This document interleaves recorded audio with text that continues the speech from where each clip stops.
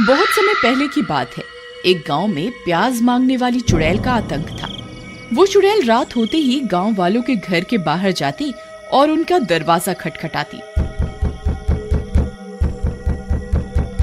अरे इतनी रात गए कौन आ गया? अरे ललिता, जरा देखना दरवाजे पर कौन है। फिर ललिता दरवाजा खोलने जाती है और खिड़की से झांक कर देखती है तो उसे बाहर एक औरत दिखाई देती है। आप कौन हैं? आप इतनी रात गए यहाँ क्या कर रही हैं? मैं बहुत भूखी हूँ, मेरी मदद करो ना, मुझे कुछ खाने को दे दो। लेकिन हमने जो बनाया था वो तो हम खा चुके हैं, अब खाने को कुछ नहीं है। एक काम करो, एक रोटी ही बना दो और साथ में एक प्याज दे दो, मैं उसी से अपनी भूख मिटा लूंगी। लगता है ये बेचारी बहुत भूखी है, रोटी और प्याज खाकर ही अपनी भूख मिटाना चाहती है। ठीक है, तुम यहीं रुको 5 मिनट, मैं तुम्हारे लिए रोटी बना कर लाती हूँ। फिर ललिता रसोई घर में जल्दी से उसके लिए रोटी बनाती है और उस रोटी पर एक प्याज रखकर उसे देने के लिए घर से बाहर जाती है। फिर जैसे ही वह उसे रोटी और प्याज देती है, वह औरत चुड़ैल में बदल जाती है।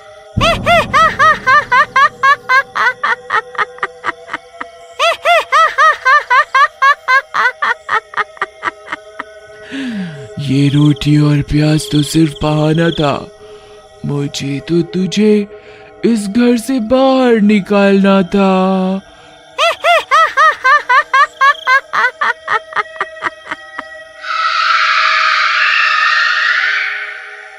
फिर वह चुड़ैल ललिता की आत्मा पर अपना कब्जा कर लेती है और ललिता बेहोश होकर गिर जाती है। फिर इसी तरह वो चुड़ैल रोज रात होते ही गांव में आती और किसी न किसी का दरवाजा खटखटाकर उससे रोटी और प्याज मांगती। फिर जैसे ही कोई उसे रोटी और प्याज देने के लिए दरवाजा खोलता, वह उसकी आत्मा को उसके शरीर से खींच लेती और वहां से भाग जाती। फिर गांव की बहुत सी औरतें अपनी सुध बुध खो बैठी थीं। वो अब जिंदा लाश में बदल चुकी थी। रात होते ही वह चुड़ैल जंगल में बैठे बैठे उन औरतों को अपने वश में करने लगी थी।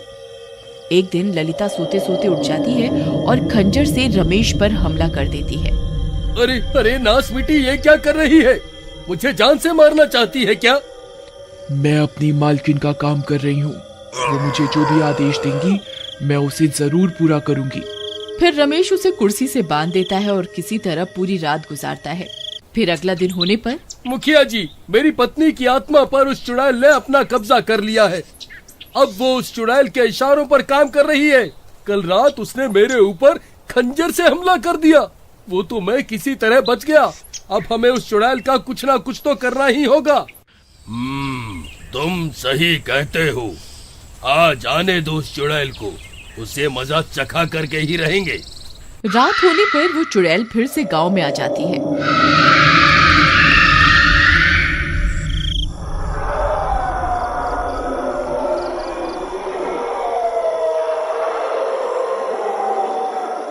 और एक गांव वाले का दरवाजा खटखटाने लगती है। मैं बहुत भूखी हूँ, कृपा करके मुझे कुछ खाने को दे दो। शिवा पहचान जाता है कि वो औरत चुड़ैल है। वह पहले से ही औरत का भेष बदल कर बैठा होता है। फिर शिवा उसके लिए रोटी और एक प्याज लेकर बाहर जाता है।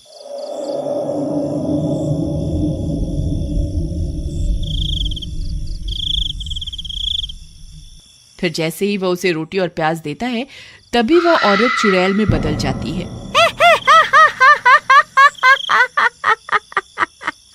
मुझे रोटी और प्याज नहीं, तेरी जरूरत है। अब मैं तेरी आत्मा पर अपना कब्जा करूंगी।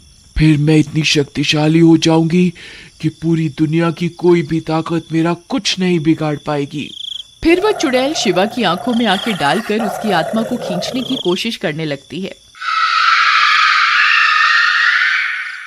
लेकिन शिवा पर उस चुड़ैल का कोई असर नहीं होता।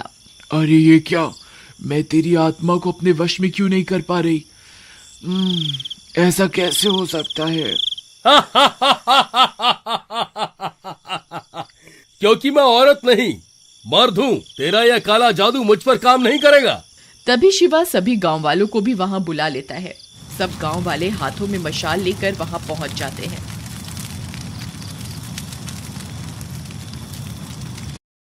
तुम मूर्ख गांव वालों को क्या लगता है तुम मेरा कुछ बिगाड़ पाओगे?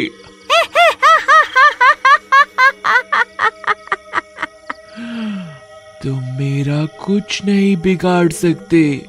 फिर वह चुड़ैल अपनी शक्तियों से ललिता को वहां बुला लेती है। ललिता की आत्मा चुड़ैल के कब्जे में होने की वजह से उस चुड़ैल के वश में होती है। ए गांव वालों, खबरदार, किसी ने मेरी मालकिन को हाथ लगाने की कोशिश भी की तो मैं उसका सिर उसके धड़ से अलग कर दूंगी। अरे रमेश भाई, अपनी पत्नी को कुछ समझाओ, वह ये सब ठीक नहीं कर रही है। ये चुड़ैल बहुत मुश्किलों से हमारे हाथ आई है, आज हम इसे यहाँ से बच के जाने नहीं दे सकते हैं। अरे प्रीतम, ये सब तुम क्या कर रही हो? अरे चल हट यहाँ से, मैं कोई तेरी प्रियतम नहीं हूँ। मैं अभी तुम गांव वालों को मजा चखाती हूँ। फिर ललिता रमेश पर हमला कर देती है।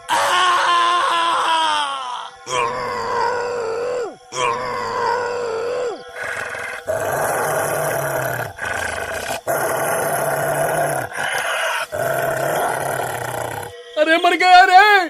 अरे कोई मुझे बचाओ, मेरी पत्नी तो पागल हो गई है। अरे कमबख्त, रुक जाओ, ये सब क्या कर रही है?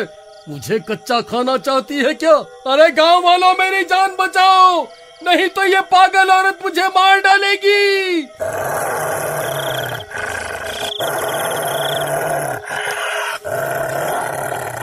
अरे मर गया रे!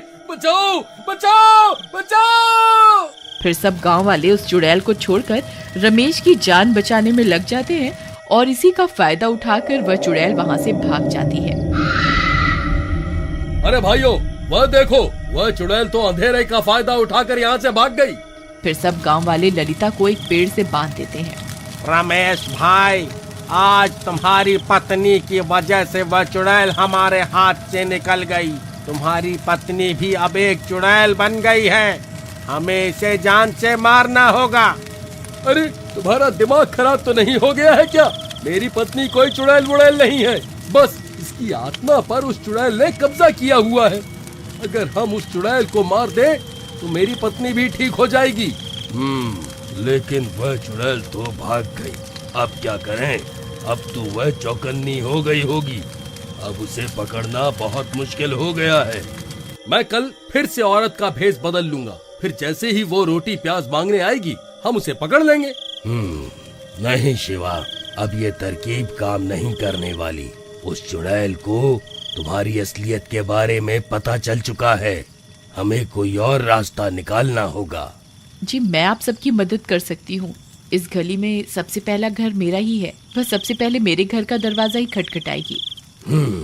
ठीक है, फिर हम कल का इंतजार करते हैं। फिर अगली रात होने पर वह चुड़ैल फिर से गांव में आती है और मीना के घर का दरवाजा खटखटाती है।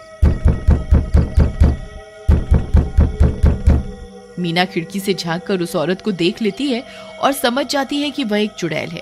फिर वह औरत उससे भी रोटी और प्याज मांगती है। मैं बहुत भूखी हूँ, मेरी मदद करो ना, मुझे कुछ खाने को दे दो। एक काम करो, एक रोटी ही बना दो और साथ में एक प्याज दे दो, मैं उसी से अपनी भूख मिटा लूंगी।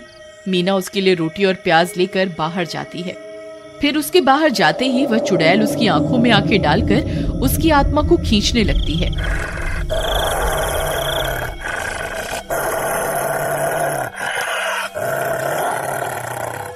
तभी शिवा एक आईना लेकर वहां पहुंच जाता है और उस आईने को मीना के मुंह के आगे कर देता है।